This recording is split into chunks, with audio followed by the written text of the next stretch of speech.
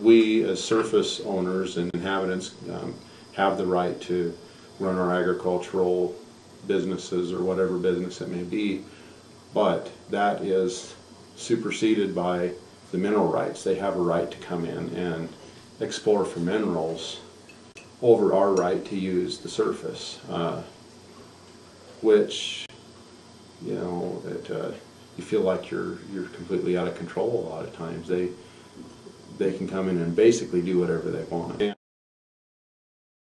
people need to know what goes into producing the gas before it gets to their home. The drilling is just as dirty and just as disruptive as drilling for oil. There's lots of toxic chemicals that are used, thousands of gallons of diesel fuel, and equipment goes into drilling a hole and producing it. The stuff that comes out of the ground with the gas is not clean either. There's contaminated water and oil and various constituents of the gas that people need to realize that's all part of it. It doesn't start out clean.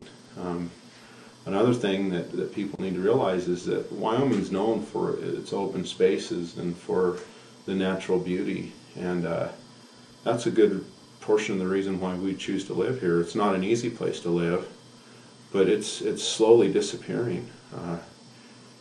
When you go and every 10 acres or every 4 acres there's a giant industrial pad with a drill rig or production equipment, and there's dozens of people driving everywhere. The air stinks from gas fumes, from oil fumes.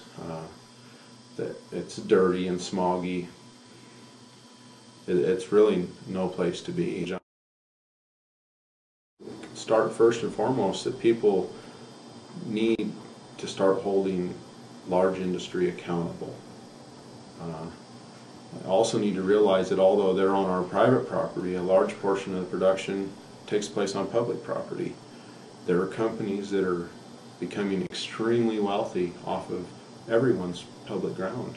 It doesn't just affect private property owners, and we need to, as a nation as a whole, to hold their feet to the fire, to make them do their job right. Anyone else who, if you don't perform your job correctly, you won't have a job very long. You know, you're looking for another place to employ yourself, and these companies basically write their own rules.